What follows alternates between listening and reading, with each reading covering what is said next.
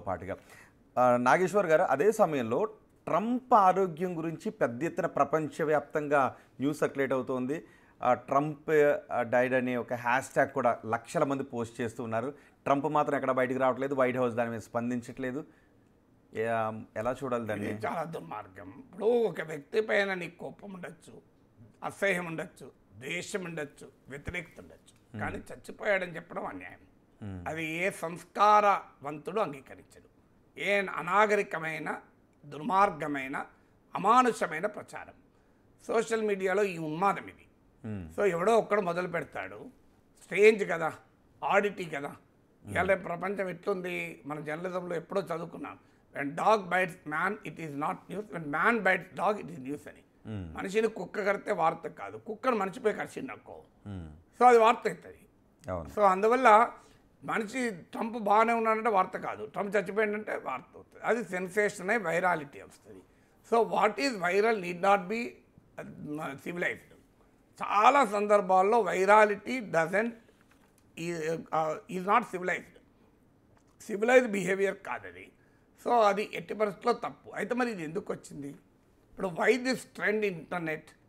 ఒకటి, సమాజంలో ఉండేటువంటి సోషల్ మీడియాలో ఉండేటువంటి ఒక ఉన్మాద స్వభావం. అంటే మనిషి మన డైరెక్ట్గా ఫేస్ టు ఫేస్ ఉన్నప్పుడు ఏ పనైతే చేయలేడో, వాడు మనసు చాలా దుర్మార్గంగా ఉండొచ్చు, వాడి మెదడు చాలా నీచంగా ఆలోచించవచ్చు, కానీ ఎదురుగా పడ్డప్పుడు సంస్కారవంతంగా బిహేవ్ చేస్తాడు. సోషల్ ప్రెషర్స్ ఉంటాయి కనుక.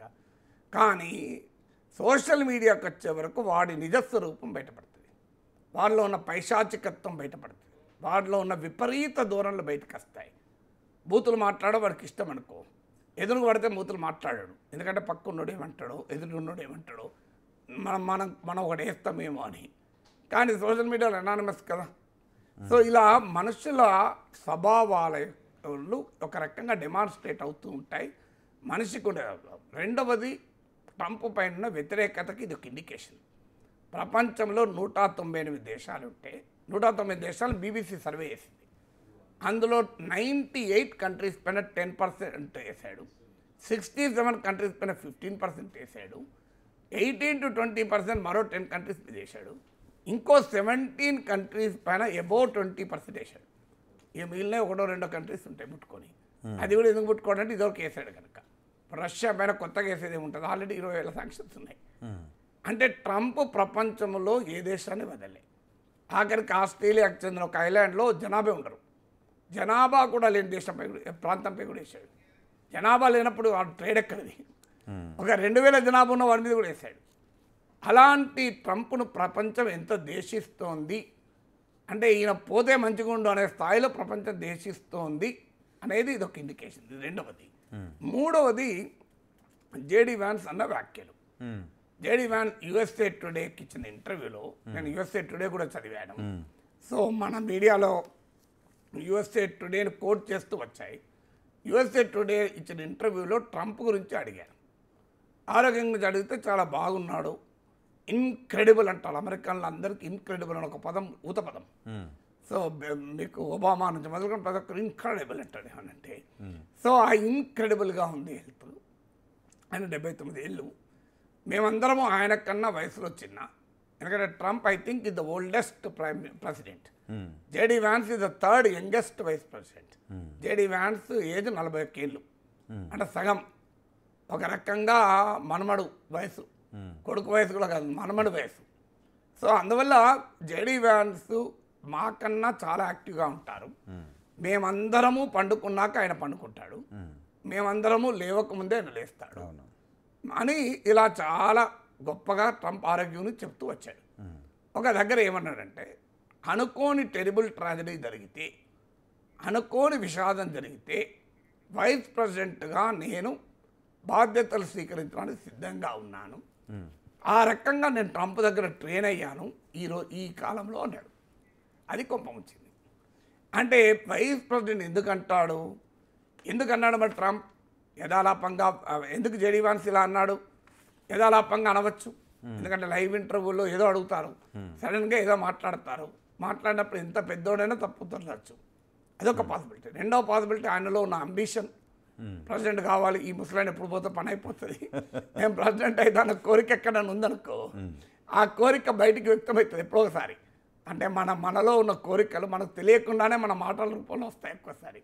అలా ఏమైనా వచ్చిందా తెలియదు. మూడో పాసిబిలిటీ, అమెరికన్ ప్రెసిడెంట్ ఆరోగ్యం నిజంగానే బాగలేదు అనుకుందాం. He has to give confidence to the world also కదా. నిజంగానే ట్రంప్కి ఏమైనా అయితే ఇమీడియట్గా స్టాక్ మార్కెట్లు టర్బులెంట్ అయిపోతాయి, కరెన్సీ వాల్యూస్ టర్బులెంట్ అవుతాయి, ప్రపంచం అంతా తలకిందులు అవుతుంది. మామూలు విషయం కాదు కదా. అందువల్ల ఆ దేశ భద్రత, ఇవన్నీ అనేక ఫ్యాక్టర్స్ ఉంటాయి. ఒక ప్రెసిడెంట్, అందులో ట్రంప్ లాంటి బలమైన ప్రెసిడెంట్, మామూలు ప్రెసిడెంట్ కూడా కాదు కదా. సో అందువల్ల ప్రపంచానికి ఒక కాన్ఫిడెన్స్ ఇవ్వటానికి, అమెరికన్ మార్కెట్స్ కాన్ఫిడెన్స్ ఇవ్వటానికి, ప్రజలకు ఒక కాన్ఫిడెన్స్ ఇవ్వటానికి చెప్పు ఉండాలి అని చెప్పింది తప్పని కాదండి. రాజ్యాంగ పొజిషన్ చెప్పాడు. అమెరికా రాజ్యాంగం ప్రకారం ప్రెసిడెంట్ పోతే వైస్ ప్రెసిడెంట్ అవుతాడు. ఈ టోల్ కాన్స్టిట్యూషనల్ పొజిషన్. కానీ అది చెప్పడం వల్ల ఏమైందంటే, అది మన దగ్గర అయితే మన నాలాంటి వాడు అక్కడ ఉన్నాడు అనుకో, జేడీ వ్యాన్స్, మీరు అడిగిన అనుకో రోహిత్ సార్, మీరే జేడీ వ్యాన్స్ పొజిషన్లో ఉండి యూఎస్ఏ టుడే మిమ్మల్ని అడిగితే మీరేమంటారంటే, ద క్వశ్చన్ డజంట్ రైజ్ అంటారు, ఆ ప్రశ్న ఉత్పన్నమే కాదు అంటారు. No, in case if Trump dies, what nonsense, why do you want president to die, if you die what will happen అంట యాంకర్ను. అట్లా నన్ను అడిగితే ఆ జర్నలిస్ట్ ఏమంటాడు, నువ్వే చచ్చిపోయినా ఒక ఏమవుతుంది, నా ఇంటర్వ్యూనే ఉండదు, పబ్లిష్ కాదు కదా అంట. కానీ జేడీ వ్యాన్స్ మరి ఎందుకన్నాడో తెలియదు. నేను చెప్పిన ఈ కారణాలు ఏదైనా ఆయన ఏదో అన్నాడు. అయితే ఒకటి అమెరికన్ వాల్యూస్ వల్ల కూడా అనొచ్చు. ఇప్పుడు ఒక దేశంలో ఉన్న కల్చర్ ఇంకో దేశంలో మారిపోతుంది. ఇప్పుడు ఇండియన్ కల్చర్లో చావు అనేది ఒక అపశకునం, ఒక తప్పు. ఇప్పుడు ఇండియన్ అనేది, ఇప్పుడు మన ఇళ్ళ శవాలను గుడిలో కూడా, ఇంట్లో కూడా తీసుకురాలి కదా. కానీ కొన్ని మతాల్లో మీకు శవాన్ని ప్రార్థనా స్థలంలో కూడా పట్టుకెళ్తారు. అంటే అంత తేడా ఉంటుంది కల్చర్లో. అలాగే ఇప్పుడు ఎలా ఇప్పుడు తెలంగాణలో నీవు అంటారు, నేను తెలంగాణలో నువ్వు అని సంబోధిస్తాను. మా నాన్నను కూడా మేము నువ్వనే అనేటోళ్ళం. నా పిల్లలు కూడా నాన్న నువ్వు చాలా, ఏం నాన్న నువ్వు ఇట్లా మాట్లాడవు అంటారు. ఆంధ్రాలో నువ్వు అని మాట్లాడితే అగౌరవం అనుకుంటారు. ఇదేంటి నువ్వన్నుడేంటి, మీరు అనాలిగేనా అని. గారు అనాలి, రోహిత్ గారు అనాలి, రోహిత్ అంటే ఫీల్ అయిపోతారు. ఎందుకంటే అక్కడ కల్చర్ అది రైటా ఇది రైటా, రెండు రైటే. ఎక్కడి కల్చర్ అక్కడికి, దానికి తేడా ఉంటుంది. ఏది రైటు, బందర్లో టేస్ట్ ఉంటుందా, పూతరేకులు టేస్ట్ ఉంటుందా అంటే, దేని స్వీట్ అది డబల్ కా మీఠా టేస్ట్ ఉంటుందా అంటే ఎవరి రుచి వాళ్ళకండి. హైదరాబాద్ డబల్ కా మీఠా కావచ్చు, మచిలీపట్నం బందర్ లడ్డు కావచ్చు, గోదావరి జిల్లాలో పూతరేకులు కావచ్చు, కాకినాడ కాజా కావచ్చు, ఎవరికి నచ్చింది లేదా రాజస్థాన్ జిలేబీ కావచ్చు. ఏది మంచిదని ఎవరు చెప్పగలుగుతారండి? అవును. సో అందువల్ల కల్చర్లో, అమెరికన్ కల్చర్లో this may not be a serious thing. Okay, oh I see if that person dies, if I die అని మాట్లాడుకుంటారేమో. మన ఇళ్ళలో మాట్లాడుతారా? నేను కనుక మా మేడంతో ఎప్పుడన్నా అన్నా అనుకో, నిజంగానే నేను పోయిన తర్వాత, నేను అప్పుడప్పుడు అంటుంటాను, నేను పోయిన తర్వాత ఎలా సమాజం స్పందిస్తుందో నాకు కొద్దిగా చూడాలని ఉంది కదా, అవకాశం లేదు కదా అంటే, మా మేడం నాతో గొడవ పెట్టుకుంది, ఏం మాట్లాడుతున్నావు అని. అంటే నేను పోయిన తర్వాత అన్న పదాన్ని భరించలేదు. అవును, అంత సమాజం అనేది. అమెరికాలో okay, that's true, if you die how will the society react, there may be many condolence messages అని, కావాలంటే కండోలెన్స్ మెసేజ్ రాసి కూడా ఇస్తారు, ఇంకా ఇట్లుండొచ్చు. అందువల్ల అమెరికన్ కల్చర్లో తప్పు కాకపోవచ్చు, మన దగ్గర తప్పు అవుతుంది ఇలా కల్చర్. ఏదన్నా I don't know JD Vance ఎందుకన్నాడో తెలియదు, బట్ నేను అన్ని పాసిబుల్ రీజన్ చెప్పాను. It is for you to pick and choose. Correct. కానీ వైట్ హౌస్ ఖండించాల్సిన అవసరమో, లేదంటే ట్రంప్ ట్వీట్ చేయాల్సిన అవసరం ఉందా? దీనికి వైట్ హౌస్ ఖండించడానికి ఏమి ఆయన ఎర్రలు చెప్పలేదు కదా. ఆయన ఏమి ట్రంప్ చనిపోయినని చెప్పలేదు. వైస్ ప్రెసిడెంట్ పోతే వైస్ ప్రెసిడెంట్ అవుతాడు. అయితే ట్రంప్ ఏం మాట్లాడాడో తెలియదు. ట్రంప్ నిజంగానే మరి జేడీ వ్యాన్స్ ఇలా అన్నందుకు ఫ్యాన్స్ను మెచ్చుకున్నాడా? What joke you did, oh when you die are you waiting for my death అని అన్నాడా? లేదు, యూజ్లెస్ ఫెలో, నన్ను చచ్చిపోయినా నేను చచ్చిపోవాలని చూస్తున్నావా, ఓ నేను చస్తే నువ్వవుతావు అనుకుంటున్నావా, నేను అసలు చచ్చే ప్రసక్తే లేదు అంటాడా? ట్రంప్ ఎలా రియాక్ట్ అవుతాడో నాకు తెలియదు, కానీ but very interesting to watch how will Trump react. Correct, చూద్దాం. అండ్ రాబోయే 2 రోజులకి కూడా ఎటువంటి అధికారిక కార్యక్రమాలు వైట్ హౌస్ షెడ్యూల్ చేయలేదు అని తెలుస్తుంది.